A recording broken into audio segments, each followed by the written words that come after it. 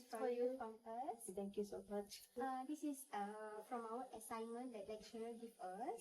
So we have few questions to ask you about the experience in school as a teacher. So first question is, what inspired you to become a teacher? I got my inspiration from my teacher when I was a student. So the methods and the way of they engage us with the classroom and the way they mingle with us, so approach me to become to be a inspiration, and personally I have what we call personal inspiration to do something to the society. So I love teaching, so I do teach my sister, my brothers. So I felt like I have the potential to become a teacher. So that inspired me to become a teacher. That's nice. Thank you. Okay, the second question. How was your teaching style evolved over the years? Basically, when I was a student, the teacher will be actively involved in the classroom. But nowadays, the pupils are much more smarter than the teacher, to be frank. So, throughout these years, I feel that student-centered teaching and learning will be better for the classrooms, to what you call to engage the students well. Okay. So the third question is, how do you make your lessons interactive and engaging? Okay. Basically, what I do, of course, in my class, I used to have two way of communication, where I will also actively involve in the communication, and also I will let my students to take part into the teaching and learning process. So what I will do, in English, we do have four skills: listening, speaking, reading, and writing. So I will always emphasize them to actively involve. I will guide them on how they will engage with the class, and then I will let them to take their role, and then I will already appointed some of the students as the young teachers, so they will also guide them as a teacher. So I will just guide them, what you call like a facilitator.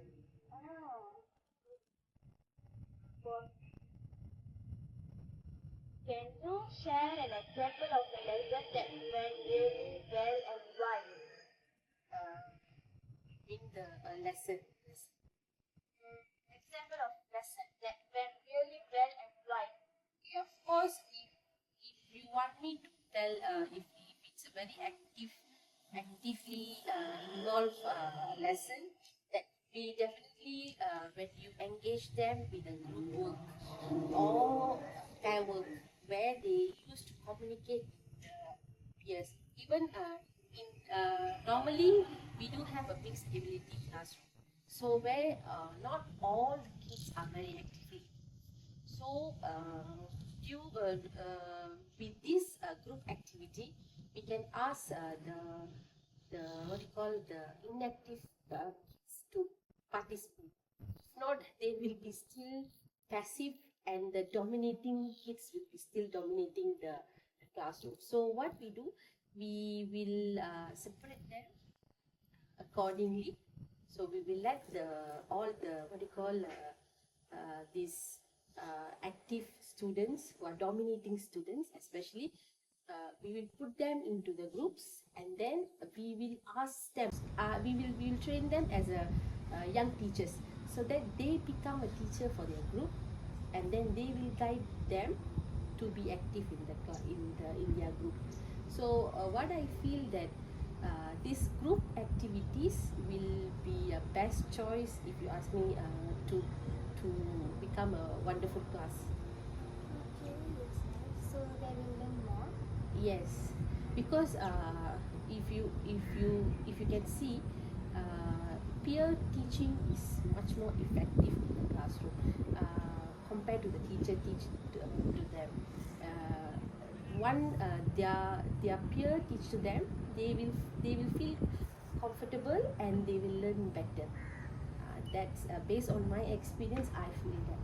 So during my classes, I will let them to teach so that they can understand better. Because some of them, they don't mind asking their friend compared to the teacher, so they don't feel that barrier. So they will feel comfortable. So it's very easy the what do you call, the learning take place. Okay. So the next question is, how do you build strong relationships with your students?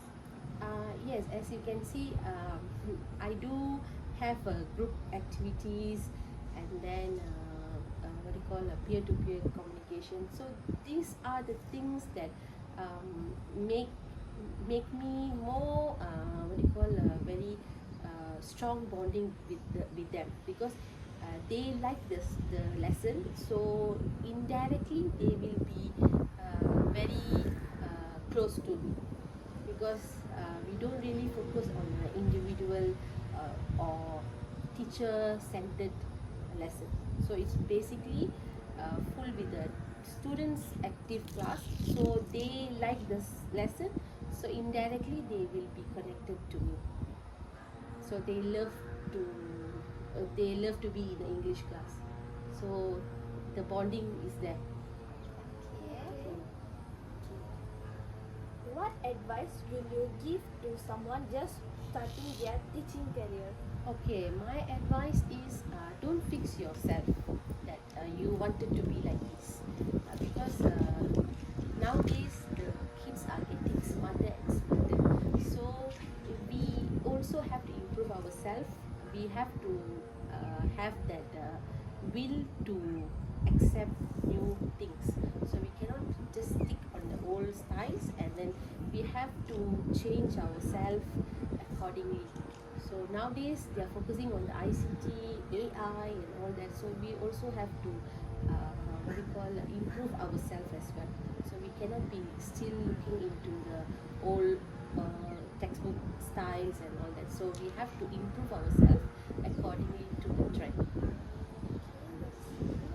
So the last question is, how do you stay updated with the latest teaching trends or methods? Okay, our Ministry of Education has provided many learning platforms for us to improve ourselves, and also apart from that, we also engage in the social media, and then we can see plenty of teaching methods, teaching ideas. So I used to see that and then improve myself, because according to the trend, as I said. So some of the things we must accept ourselves to learn new things. So when we have that mentality, automatically we can just get updated. So like what do you call, like versions, right? We must update each time, right? Like our androids. So it's like that, we have to improve ourselves. So we must become what do you call, we must make that situation where we must accept all the new trends, so we can I think I've already answered your question, right? Yeah. So we must stay updated so that we can learn new things. So that's what I do. Okay, that's so interesting to hear. So that's all from us.